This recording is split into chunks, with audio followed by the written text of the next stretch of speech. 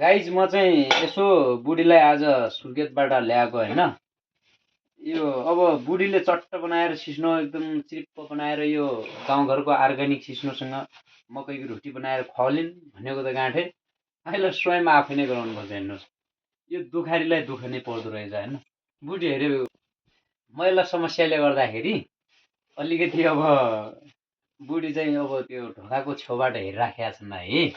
म चाहिँ अब यो यसो न पहिलोपटक ल्याएर यसो अब बुढीको हातबाट सटक्क पारेर यो अर्ग्यानिक सिस्नो सँगसँगै मकैको रोटी खाउँला भन्ने कत्रो धोको थियो है। सकी नसकी त्यो खुट्टामा ढाल्दै उठाउँदै ल्याएर त गाँठे स्वयं आफै नै बनाएर खुवाउनु पर्ने हो। यो खतम छ यो मगर साइलाको जिन्दगी। हेर्नुहोस् गाइजहरू, म अब सिस्नो बनाउँदैछु, त्यसपछि रोटी त्यो आउँदैछ बेला बेलामा।